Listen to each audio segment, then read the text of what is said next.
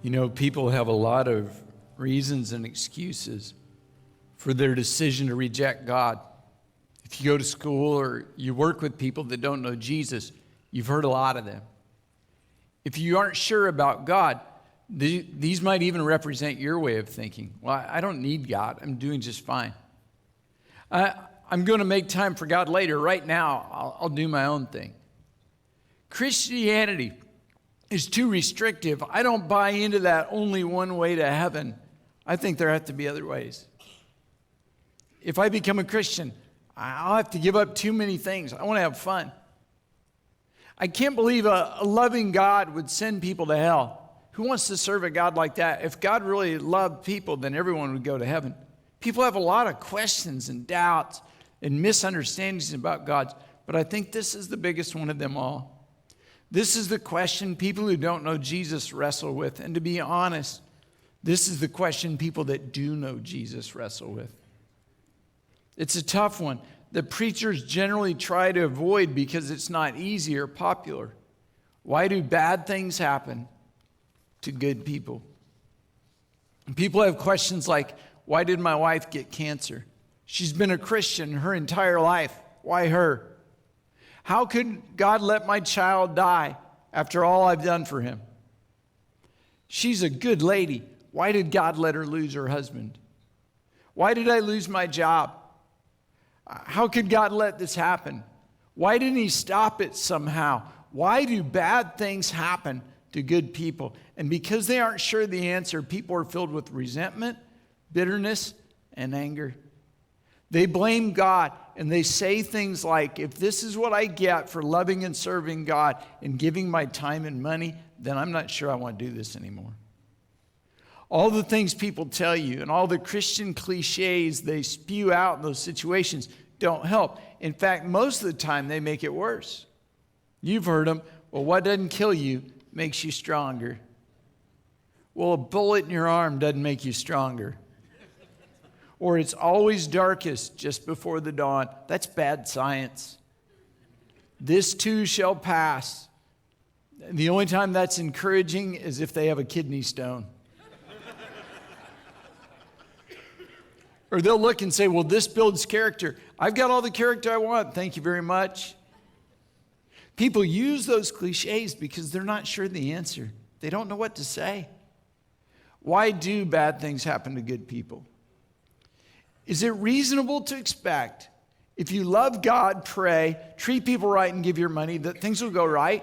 That you'll be employed, healthy, happy, blessed, that you'll be healthy to 85 and then die in your sleep and go to heaven? If bad things happen, why? What's going on? Is there some other agenda at work? Well, I want to look with you at a moment in the life of a guy in the Bible named Joseph. Even if you've never read the Bible, you've probably heard of Joseph because of a movie or a Broadway show. If you've heard the story 100 times, or if you've never heard it, I'm going to give you a real quick overview. I encourage you to go back, read it all, starting in Genesis 37. It's a great story. Joseph was his father's favorite son. He had a beautiful, colorful coat, a gift from his father to prove it. And as you might imagine, his brothers didn't like that. Then Joseph had two dreams where his brothers bowed down and served him. In a not very wise moment, Joseph shared the dreams with his brothers, who then really didn't like him. They grew to hate him. Joseph's brothers couldn't forgive him or even tolerate him. So one day, while out taking care of the cattle, they decided to kill him. They tore off the stupid coat and they threw Joseph in a well. And then in a last second, not really so merciful decision, they decided instead of killing Joseph, they'd sell him.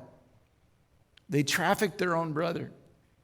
Joseph was sold, resold, ended up a slave in Egypt. From there, life was a roller coaster.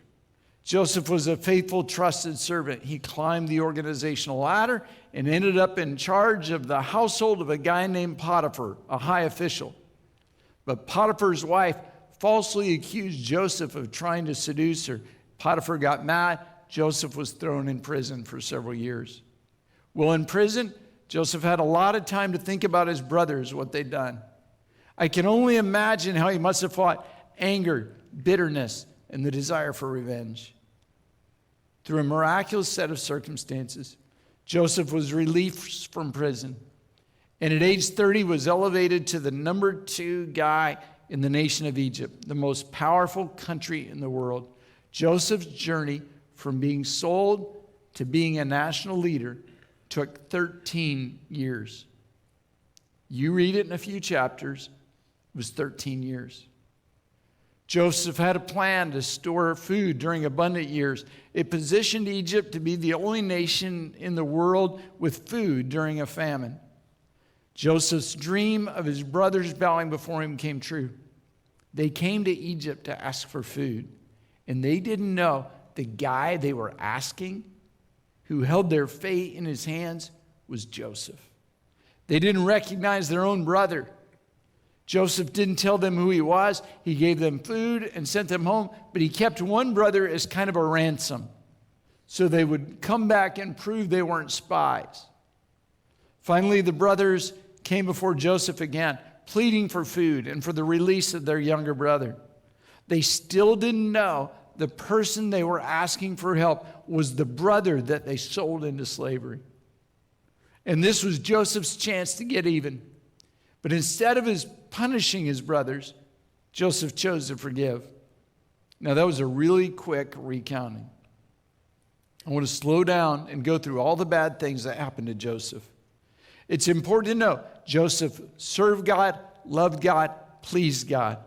In fact, repeatedly in the story, you hear this line, the Lord was with Joseph. God gave Joseph a dream. Everyone he shared it with hated him. Joseph was beat up by his brothers, and his prized possession, gift from his father, was destroyed. Joseph was thrown in an empty well and left there to die. Joseph was sold as a slave. Joseph was sold again to the enemy. Joseph was separated from his family. His father thought he was dead. Joseph was betrayed by his brothers. Joseph was falsely accused of trying to seduce his boss's wife and thrown into prison. In prison, Joseph made friends who promised when they were released, they'd get him released. And when they got out, they forgot him. And Joseph spent 2 more years in an Egyptian prison.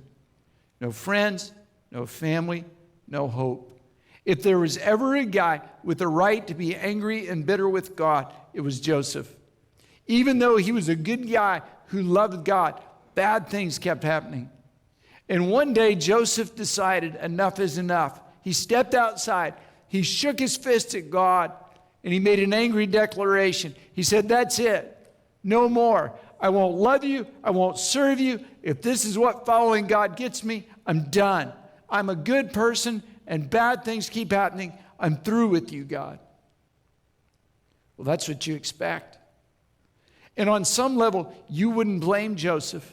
After all, he had it pretty bad, but that's not what Joseph said or did. Instead, Joseph's powerful response provides us with a glimpse, a clue into the answer of life's most difficult question: why do bad things happen to good people? When your world is crashing in, when bad things seem to be piling up and you're wondering, why me? This story and Joseph's words will help you have a completely different perspective. When Joseph finally revealed his true identity to his brothers, they were frightened. They thought he was going to have them killed or put in prison. It was time to get even. Instead, Joseph revealed unusual insight into everything bad that happened to him.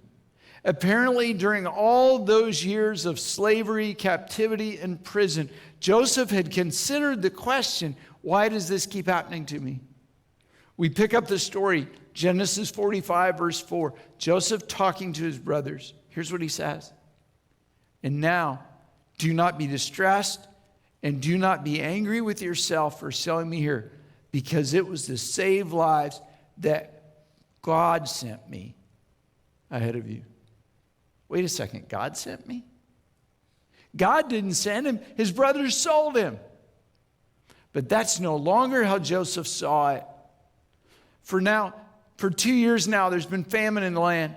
For the next 5 years, there will not be plowing or reaping. But God sent me ahead of you to preserve for you a remnant on earth, to save your lives by a great deliverance. And there it is again. God sent me. Instead of you sold me to get rid of me, he says, God sent me here to save your life. Verse 8, so then, it was not you who sent me here, but God. Isn't that unbelievable? For the third time, Joseph said, it wasn't you who sent me here. I was mad. It looked bad. It didn't look fair. But now on this side of things, looking back, I can see it wasn't you who put me here. God put me here. You could look at all the bad things that happened to Joseph and reasonably decide his brothers did it to him. Potiphar's wife was responsible. The Egyptians did it. That's kind of your natural assumption when things go wrong. It's an attack of the enemy. You think things like, there's no way I can survive this. Where is God when I need him? How am I ever going to make it? Why is God allowing this? Why do bad things happen to good people? Joseph says, God did it. He made me father to Pharaoh, Lord of his entire household, and ruler of all Egypt. God sent me here for a purpose, to save your life and to rule. Hey guys, you remember that dream? The one where you bowed down to me? You didn't know it. But when you sold me as a slave, that was part of it. That was the beginning of the dream. That was the beginning of God's plan for my life coming true. Now, hurry back to my father and say to him, this is what your son Joseph says. God has made me Lord over all Egypt. For the fourth time, Joseph said it. God did this. Tell Dad, God was behind it. He sent me here for a purpose. He made me a ruler. You make sure and tell Dad so Dad doesn't blame you. And now flip forward 5 chapters. Genesis 50. Their father's dead. The brothers are afraid again. Now that Dad's gone, they expect Joseph will finally get his revenge and get even. And Joseph calmed them by saying, don't be afraid. Am I in the place of God? You intended to harm me, but God intended it for a good, to accomplish what's now being done, the saving of many lives. So don't be afraid. I will provide for you and your children. Wow. You intended to harm me, but God intended it for good. Beaten up, thrown in a well, sold again, falsely accused, put in prison, isolated, alone. God intended all that for good. He sent me here. He put me here to save you and to save others. And you say, okay, Rod, thanks a lot. I get it. So the reason God lets bad things happen to good people is so other people can be saved. So are you trying to tell me that everything bad that happens to me is God's design? Now I really don't want to serve him. What kind of God is that? Look again at Joseph's words. You intended to harm me, but God intended it for good, to accomplish what is now being done, the saving of many lives.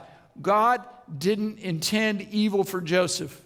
What God did was take the evil intent of others and turn it in such a way as to position Joseph for impact and blessing.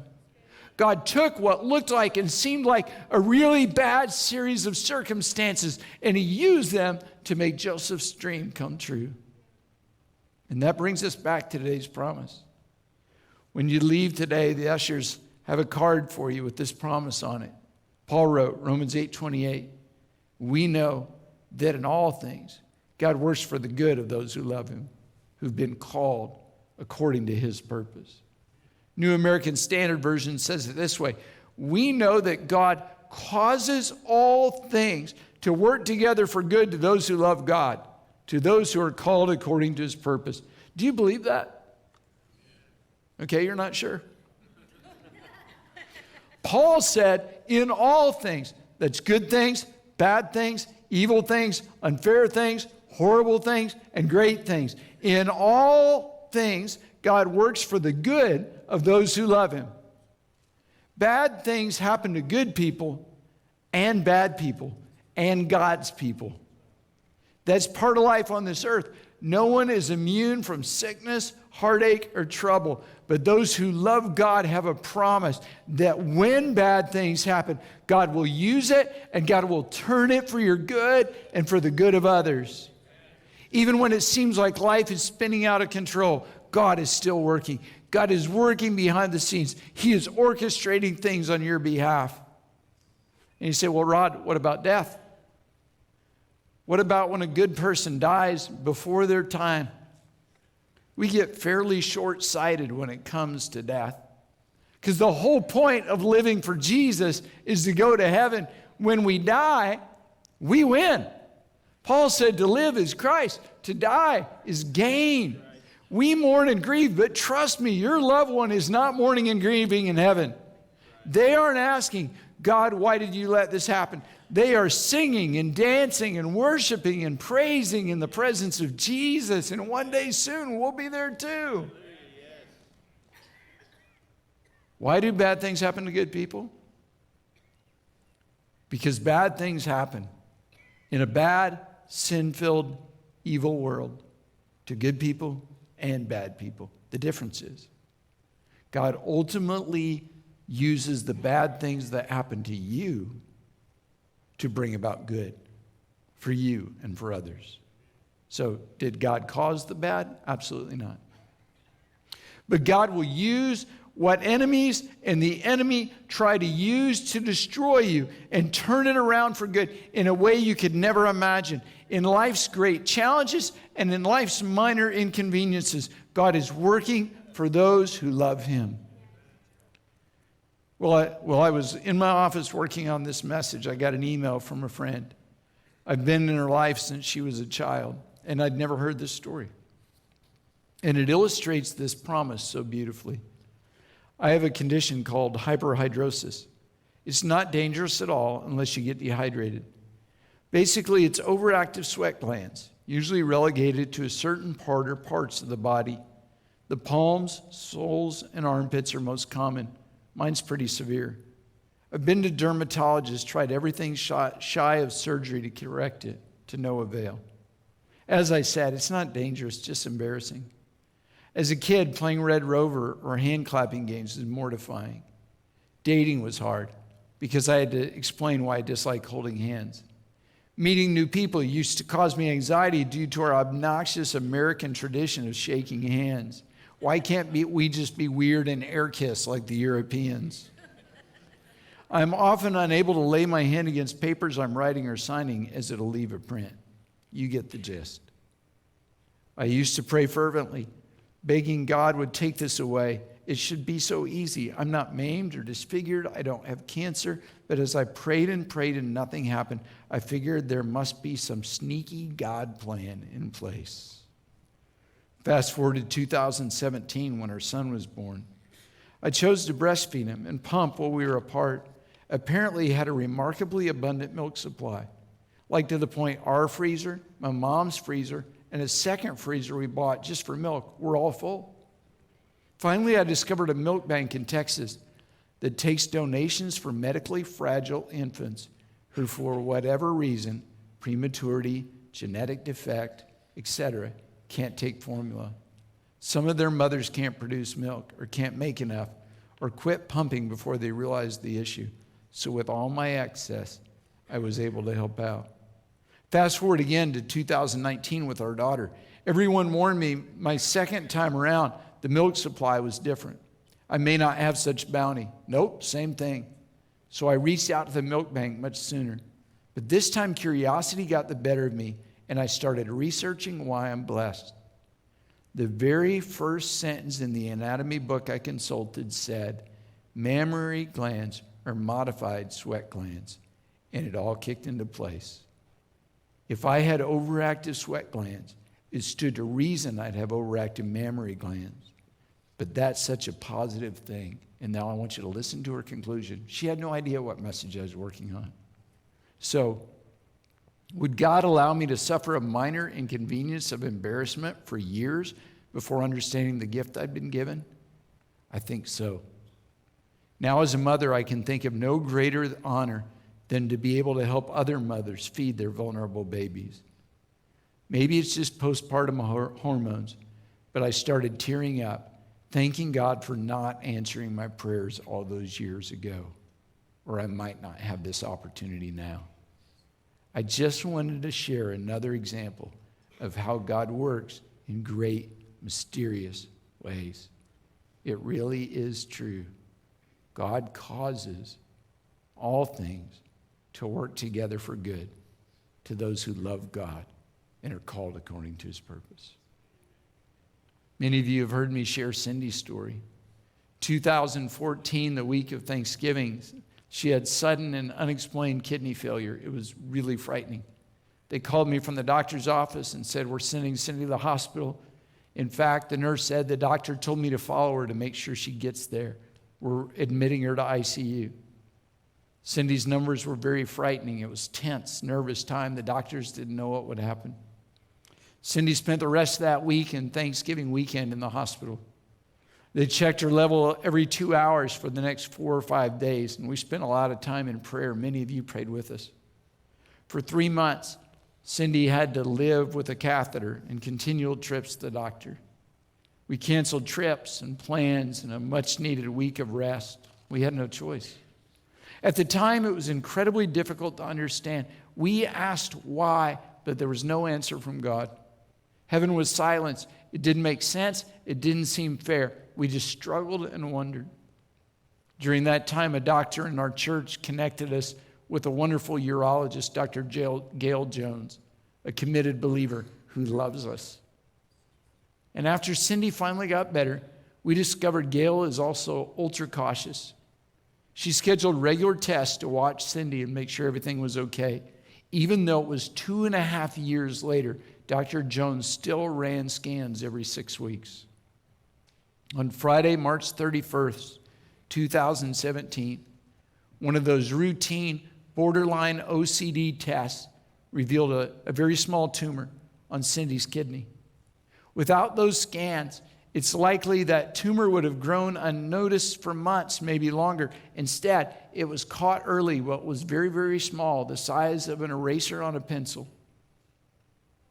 And then in the rearview mirror, we understood what we couldn't understand 3 years ago.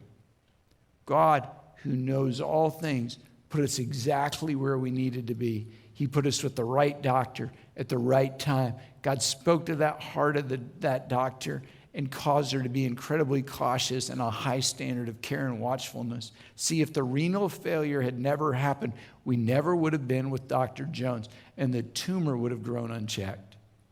And it appears that all things really did work together for our good. How could a loving God allow this?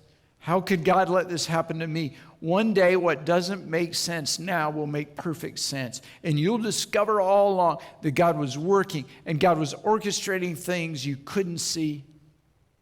You say, so Rod, are you saying you believe God caused Cindy's renal failure? I'm not saying that. That might have been an attack from Satan. It sure felt like it. It might have been a natural result of living in a sick-filled world. But regardless of what it was or where it came from, God used it. I put a sticker sheet in your bulletin today because I just want you to put them somewhere to remind you that God causes all things to work together for good to those who love God and are called according to his purpose. We made a t-shirt just for this message. I love this one. The front just says, all things. Everybody's going to wonder about that. On the back it says, God is still working. Amen. Even when you can't see it or you can't sense it, God is still working. Now, one more time, Joseph's words. You intended to harm me, but God intended it for good to accomplish what's now being done, the saving of many lives. How was Joseph able to say that? Because years later, Joseph had the benefit of hindsight. Looking back, he could see God was positioning me to save you. God used the bad you did to me to put me in a place where I could save you. Joseph reinterpreted his difficult circumstances in light of where he was now, and he realized all that time God was in control. He was still working. Even when you tried to destroy me, that didn't stop God's plan. What an amazing perspective. You tried to do evil to me. You tried to kill me. God's response to that evil was to leverage it and put me in a place to save you. God causes all things to work together for good to those who love God and are called according to his purpose. It's wrong to see Paul's intent in this verse as just it will all work out in the end. It's the opposite of that. It's not random. It's not just trying to make sense of a bad situation. It is the directed purpose of God, who will use everything in your life for good. Even the most evil, horrible thing, God is going to turn it around. Amen. I said it earlier. Bad things happen to good people and bad people and God's people. The difference is how you respond. Here's a really powerful way to apply this promise. When you're facing really, really bad things, or even just little things like missed flights and flat tires and sick kids and mean people, trust God's promises more than your perspective. Some of you are on an emotional roller coaster, moving from crisis to crisis, each one knocking you down. Others of you give up on a regular basis. I know that because I read your Facebook page. When the next bad things come, you're ready to quit on God and church. You swing from hopelessness in a moment. And the Lord would say to you today, trust me, I'm working for your good. I know it looks bad. Hey, it is bad. But don't give up. Don't give in.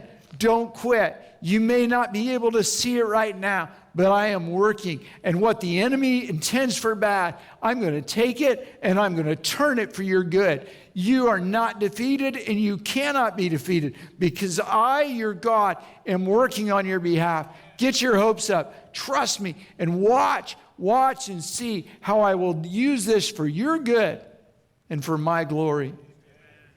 God causes all things to work together for good to those who love God, to those who are called according to his purpose. Would you bow your heads with me? And if you're currently in a situation that seems bad and is bad, I want to pray for you. Here's how we're going to pray. We're going to pray this promise over you, and that your perspective will change and your spiritual eyes will open to the possibility that God is going to turn this for his good.